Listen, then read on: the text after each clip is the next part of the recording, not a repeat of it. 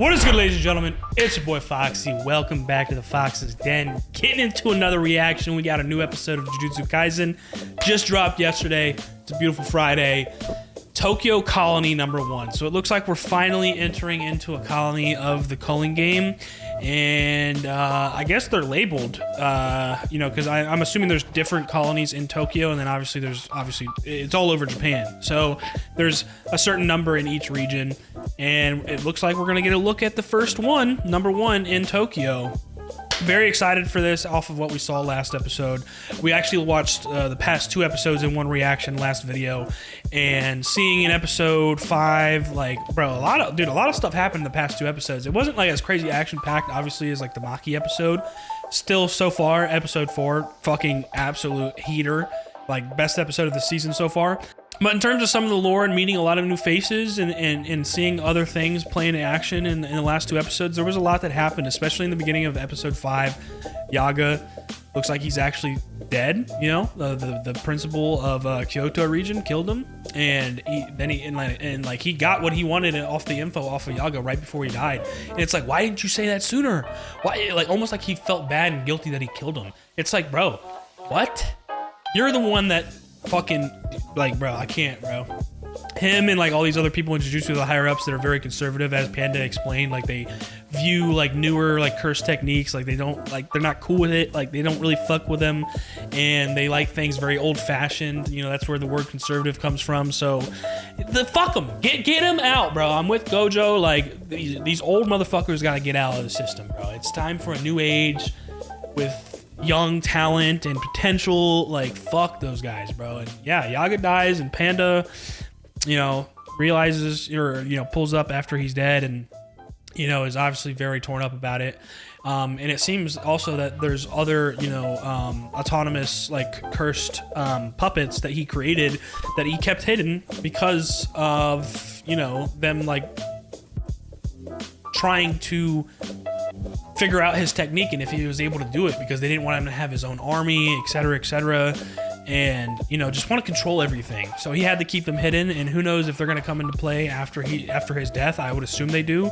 I don't know why we would just see them and then they don't come up any point later, especially since Panda's still roaming free and doing what he pleases. And we got a lot of look at that in the beginning of the episode, and then we finally meet Hikari, we meet Kirara, and Itadori trying to infiltrate and gather information, and then Panda and Fushiguro working together, and then eventually in episode 6, both of them going up against Kirara and learning about her technique. And the explanation was very in-depth, and it's a very unique technique. At first watch, it seems a little bit hard to follow or a little bit hard to understand, but Jujutsu Kaisen, I firmly believe, does a really good job of making it simple to understand, or just doing a good job in like producing dialogue in a visually pleasing way, and it's easy to digest when it comes to explaining curse techniques, or even like the big episode in episode 3 of this season, where we got the huge explanation of like past events that led up to the event of now, Tengen-sama's involution, the Star Plasma Vessel, the 6 eyes, the 2 objects that we could have used to open the prison realm, all of that stuff in our plan of action. Like, they do a great job of making it visually pleasing so you can understand, and it's not fucking boring. I love it so much. And then we finally get Hikari to like basically agree to helping us, and it seems like they want to cut some sort of deal.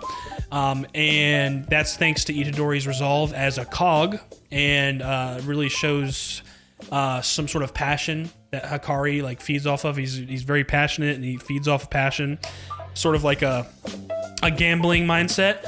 And so they're about to cut a deal, and then that's when the interface Kogane, I think is what it's called, pops up, like, ding ding ding alert, and there's been a new rule added by this other, I'm assuming a sorcerer, but it seems like a sorcerer that's been around for a long time, at least a couple hundred years, because it knows Sukuna. He just got done killing somebody, or another sorcerer, and had enough points to add a rule. Well over, I think it was like 200 something points. And he finally, and this is the first sorcerer to add a new rule where all sorcerers can view other people's like information, like how many, what colony they're from, how many points they have, how many rules they've added, and I think just like their name, like basically just each participant's information, which is very valuable. So We got some interesting stuff ahead of us. I'm very excited for this episode. Jujutsu Kaisen is a special treat, and I love every second of this show. Truly one of my favorites. It really is. So let's get into the reactions, let's get into the episode. If you guys enjoy it, please like down below, comment, subscribe if you're new, hit that notification bell so the next one's dropping. Let's get into it. Jujutsu Kaisen Season 3, Episode 7. Fuck?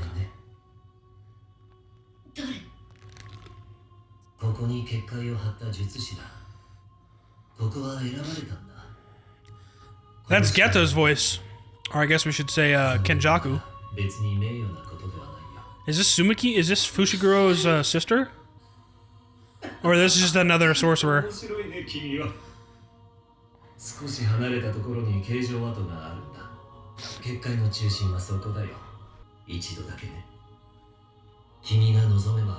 I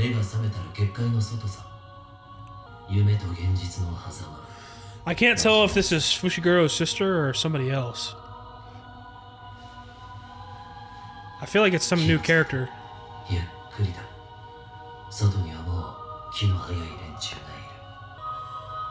What the fuck, dude? This is like creepy. What the f...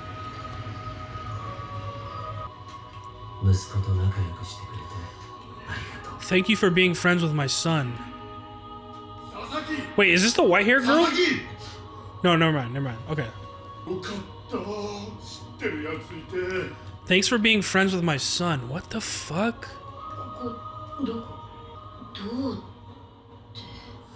The barrier, yeah. November 1st, 602. Did it say Sendai Colony? Hold on. Yeah, Sendai Colony.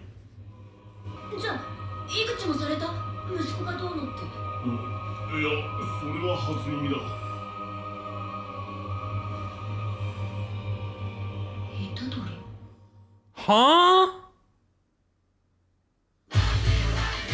Okay, bro. Here we fucking go with this shit. Oh my god.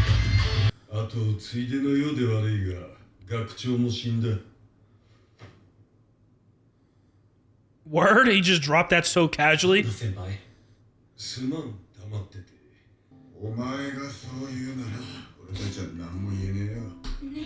So we're okay. I'm still so. He just dropped shit on you like, oh my god, bro. I can't get over the beginning of the episode before the intro. Who the fuck is that girl? Why did he say thank you for being friends with my son? And then all of a sudden she thinks of Itadori. Are we saying that Kenjaku is Itadori's father in some way? Like, huh? Yeah. Let's just watch. Let's just watch.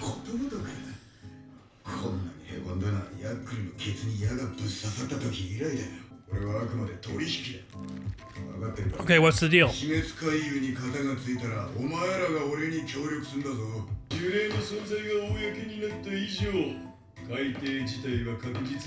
Some kind of revision, okay. So we can change the rules a little bit.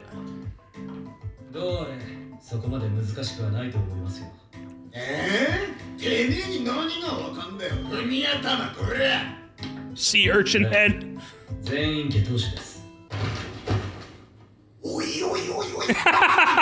Yo.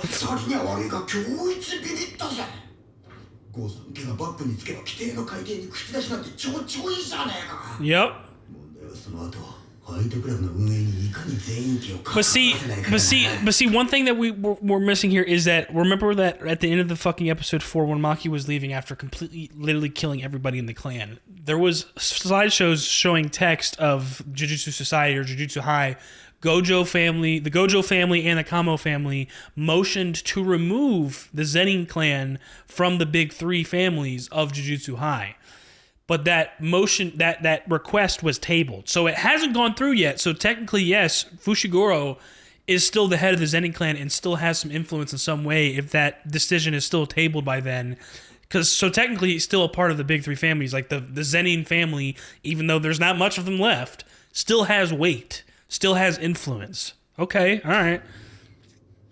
Hopefully that stays the case, because if they remove him from the big 3 families, then there's not much that they can do. It's really no point of being the head of the family. He's trying to suck up to him now. Oh, bro. The next, oh yeah, Maki. Yo, okay, so what we're seeing now is before Maki went to the Zenin clan and literally exterminated them. Okay, so maybe they're just unaware that, like, yeah, he said that he's using that weight that he's the head of the Zenin clan, but they don't even know that Maki, like, that hasn't even happened yet. It seems that they, like, whenever they each went their separate ways, even though we're seeing this after what Maki did, Maki's that whole thing still has yet to happen in the actual plot with what we're here now with Hakari. So we're already together with them. And it's tomorrow, in terms of this episode, that fucking Maki takes out the clan. That's insane, dude. So are we getting a replay of... Yeah. Name, points, number of rules added in current colony. Yep. Alright, cool. Attached to the player, Itadori Yuji.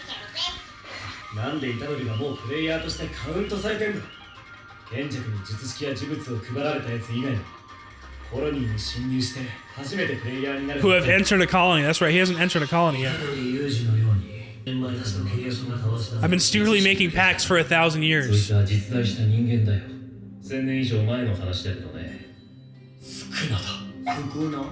Yeah.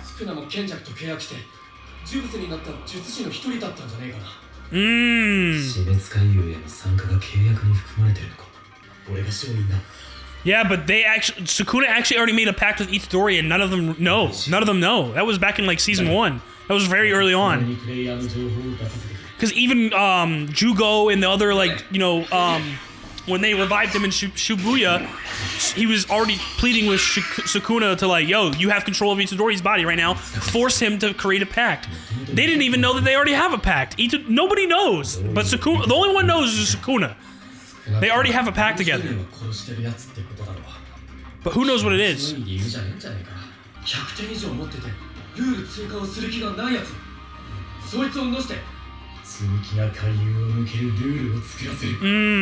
Okay, very smart.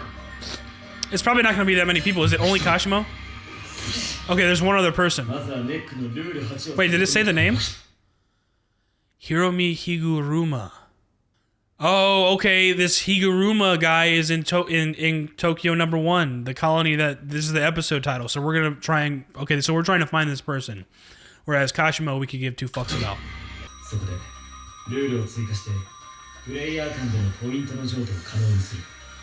It is possible to transfer points among each other without killing. Wow, that's really smart. Players may expend points to leave the Culling Game. Oh, word!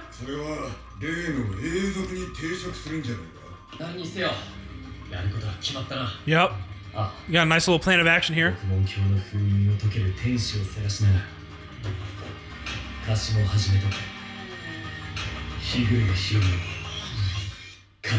And hunt them down. Wow, okay, so they're looking for both of them.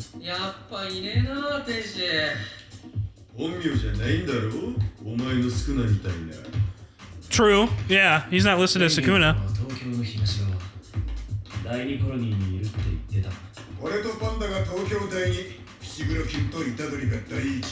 Okay.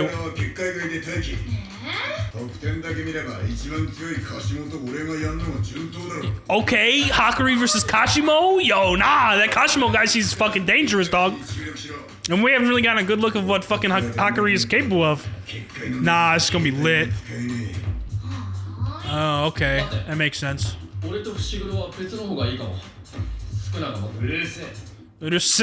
He's still trying to protect them.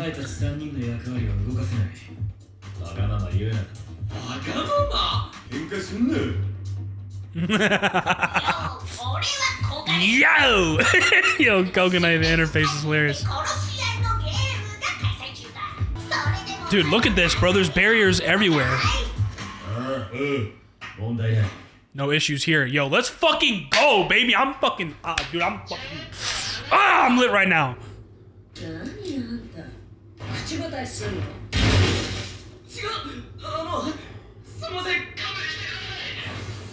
She just jumping off the entire high-rise? The past sorcerers that reincarnate. Yo, nah. See, okay. So Kashimo is a sorcerer that was reincarnated. Basically. Dude, Kenjaku made this shit so messy, bro. Oh my god.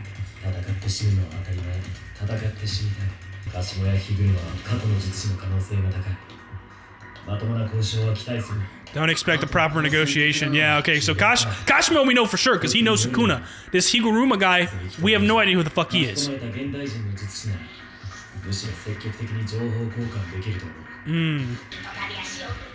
You too, become a player. Alright, bet. Say less. Let's go.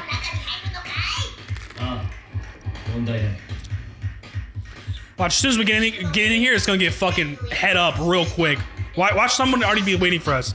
Like, why do we see those two characters just now? They gotta be in this colony that we're going into. Gonna give us a warm welcome? We gonna get a warm fucking welcome with some hands? Let's find out.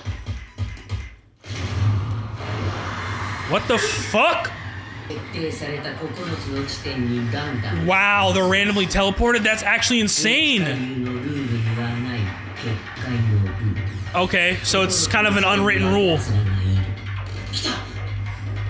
Damn, these motherfuckers are prepared. Oh, word. Oh my god, here we go. Motherfucker, what'd I say? As soon as we entered, bro. Oh my god.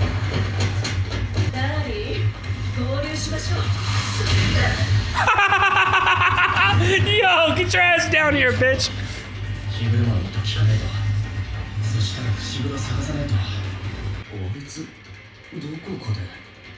Wait, really?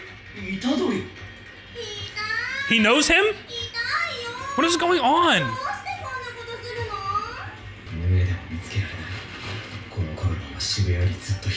Yeah.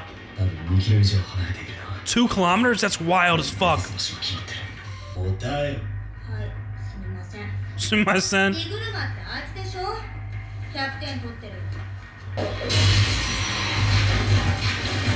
Oh my god.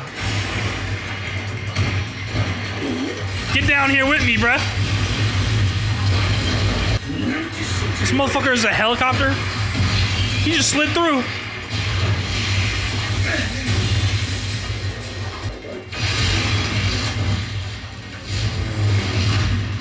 Bro, what the fuck? Yo.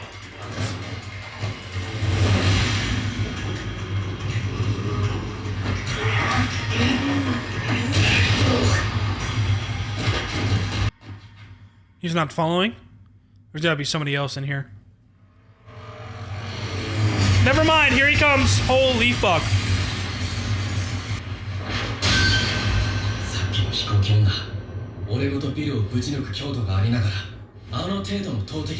Yeah, she was an airplane, this guy's a helicopter. What the fuck is happening?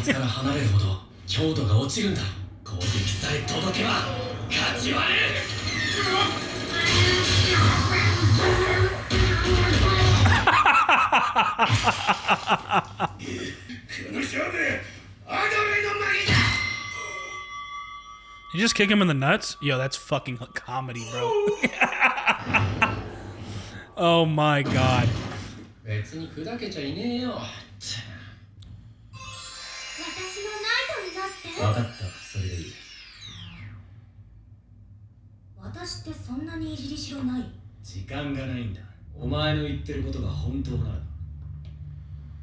Word, okay, so Fushiguro is actually starting to work with somebody while Itadori is just fucking having assassins attack him. Just trying to get killed everywhere. Okay, this blonde guy, he knows him. Who the fuck is this?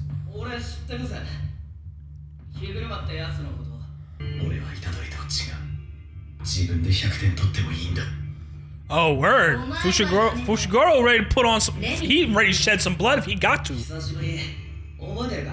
No, I don't know who the fuck you are, bro.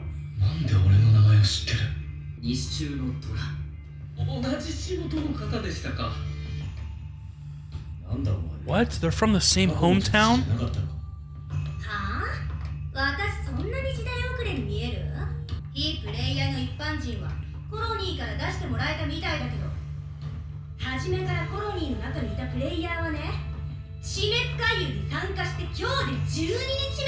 Oh wow, yeah, that's true.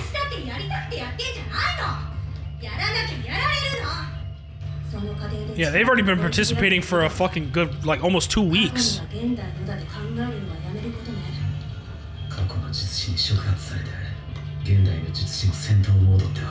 Oh.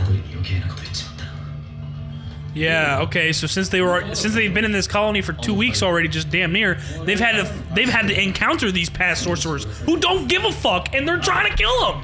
So they're like, alright, I got no choice but to fucking match that vibe.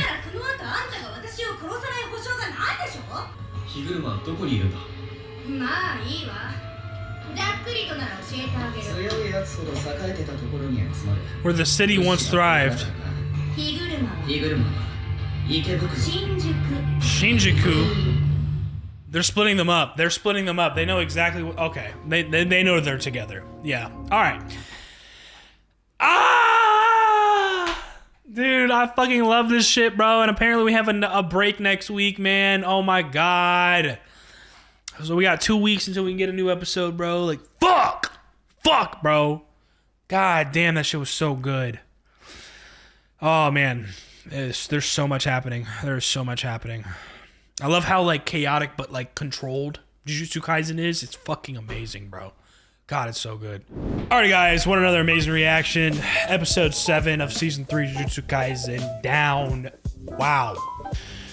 We're getting a lot. We're getting a lot every episode, I feel like. I mean, this is insane. So this intro is very, I don't know, very confused. There's so many things they like sprinkle in bits of pieces of information to you at a time in this story, and then it like comes to fruition, or like you connects the dots slowly but surely, and you realize what the fuck is actually going on later. So I don't know what really the connection is with this young girl, I think, is this character in the beginning that Kenjaku is speaking with, or I guess you can say Geto, but we know him as Kenjaku now. And they're like walking together, and then it like all of a sudden cuts to like what it seems like an actual like area where there's a bunch of curses and whatnot, like I guess like reality. And this person's name is Sasaki. I don't know if they're a sorcerer or what, but Kenjaku thanked her for being friends with his son. And then she wakes up, and there's a bunch of other citizens that are within this like town that I think are standing outside of the barrier because they chose to be outside of it. Obviously, they're non-participants. Like, they're non-sorcerers, if I'm not mistaken.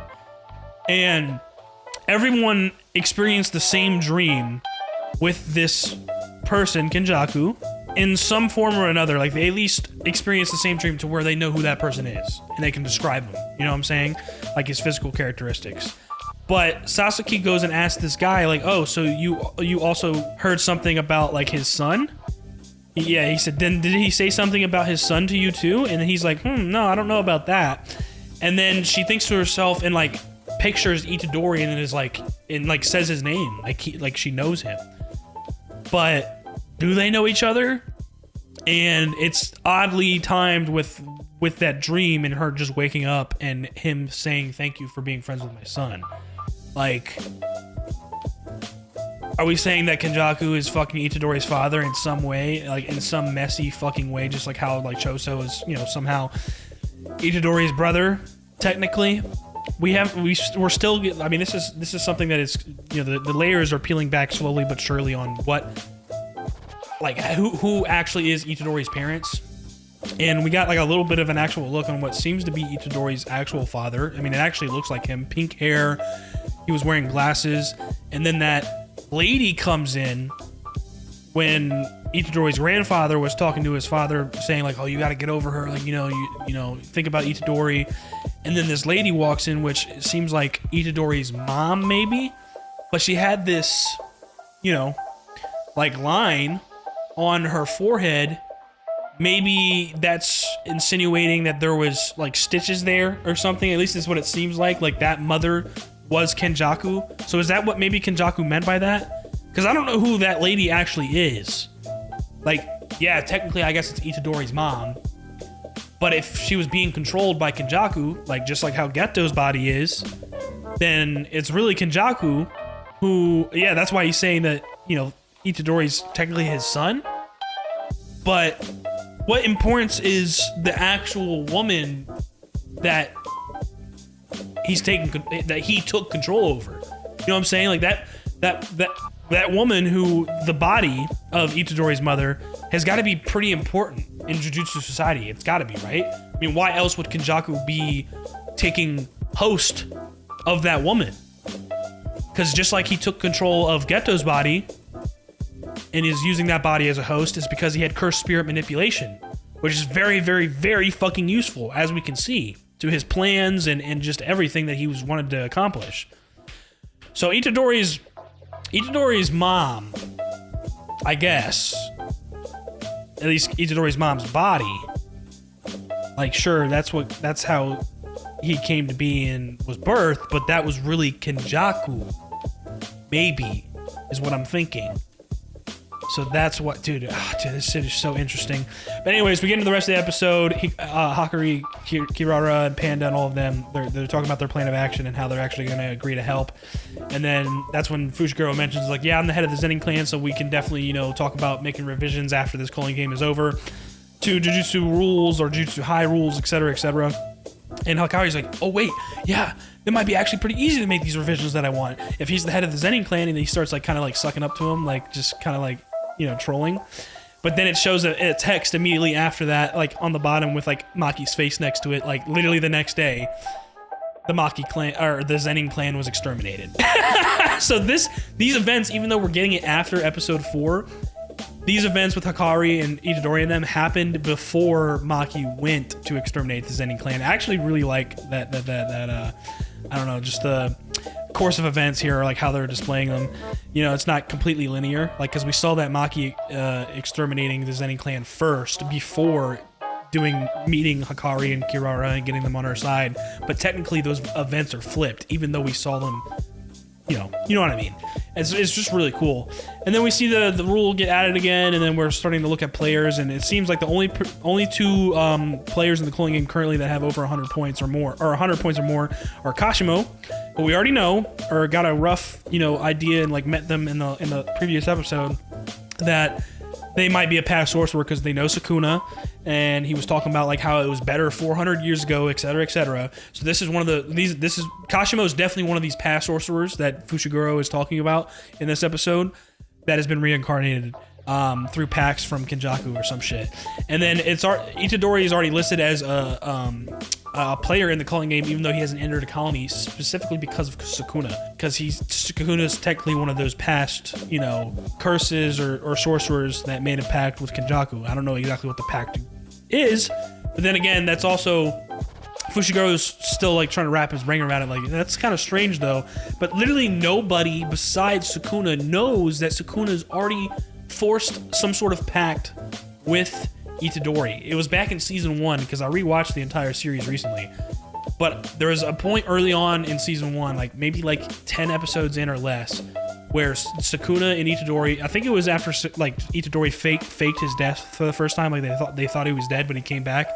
The whole time while he was dead, and what's her name? I can't remember her name at the moment, but the girl that grew up with Gojo and Geto was about to dissect or, like, you know, diagnose his death in his body. That's when he woke up, and that was after like some sort of conversation between Itadori and Sukuna within Sukuna, or I guess Itadori as well, but Sukuna's innate domain.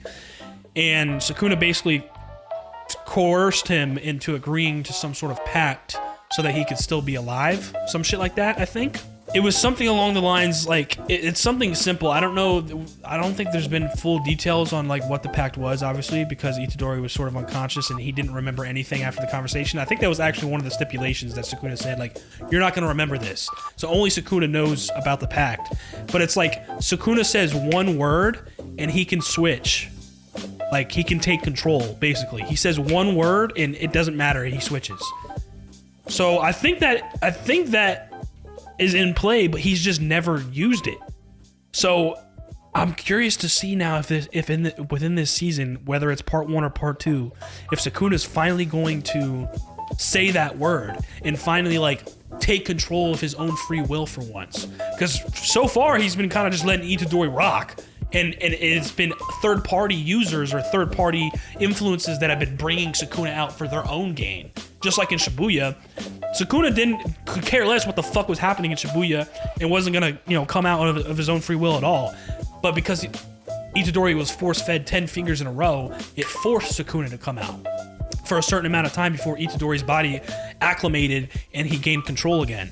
And that's why that whole fucking shit happened with Mahoraga and Jugo in the first place. So yeah, man, dude, that makes me really curious to see if, like, Sukuna's gonna see some of these past sorcerers, or Itadori's gonna come across some of these past sorcerers, or just people or curses that Sukuna potentially knows from the past, and Sukuna's actually going to use that word and put that pact to use. Because as far as I know, it's still in effect, and nobody fucking knows about it besides him.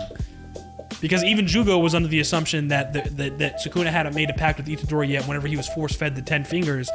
And Jugo was trying to plead with him like, yo, be on our side. There's plenty of opportunities here. There's plenty of fucking Itadori's allies here in Shibuya right now. Just do by any means necessary, forge a pact with Itadori.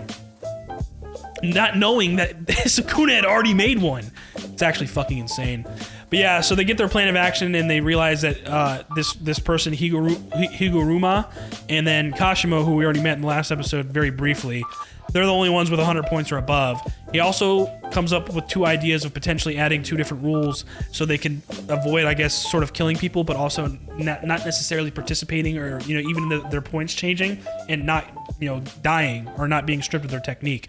So we got an interesting plan here, and obviously we're still trying to find Angel as well, but the current objective is to try and find either Kashimo or Higuruma, or both of them, hunt both of them down and see if they can help in, like, basically, like, support our cause, so to speak. And so Hakari and Panda are going to the second colony to where Kashimo is, and then Fushiguro and Itadori went to the first colony to find Higuruma. So those are the 2 people, or I think that's how you pronounce his name. Those are the 2 people that we're looking for and hunting down, while Kirara stays out of the barriers, because once you go into the barrier, you can't contact, like, you can't use your cell phone or contact outside of, in between barriers or outside the barrier. So Kirara's like kind of that point of contact, while the 4 of them go into 2 separate barriers. Very interesting stuff. And as soon as we get into these barriers, of course, shit starts hitting the fan immediately. Apparently, this blonde guy knows Itadori from his hometown, which is working with these 2 sorcerers that first started attacking Itadori, and very potentially also working with the other sorcerer that Fushiguro met, who seems to just want a knight to protect her. But at the very end of the episode, at the very, very end, they both mention... There's also an unwritten rule I forgot about to mention real quick, that once they enter the barrier, they're teleported to a random location out of like 9 locations. So they got separated immediately, and... yeah, Itadori starts getting jumped fucking immediately. Handles pretty much swift business of him, though. And then at the very end of the episode, as they're both like following like either person, the blonde guy for Itadori and then this long-haired, black-haired girl, Fushiguro, they both tell them that they know where Higuruma is, but it's 2 different. They say 2 different answers. So I think they definitely both know each other still as well. And unless they just have separate info, like Higuruma is hiding their location well, and they're under wrong assumptions and genuinely think that's truly where he is. But I'm thinking that they know each other, and that they know Itadori and Fushiguro are working together, and they're trying to keep them separated. Because they're separated right now, and they're trying to keep that the same. Very interesting stuff, bro. Oh my god, dude, Jujutsu Kaisen is so fucking good.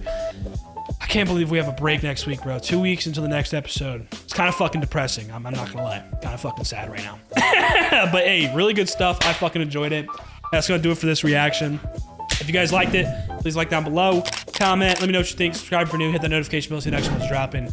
I'll see y'all in the next one. Y'all be good. Deuces.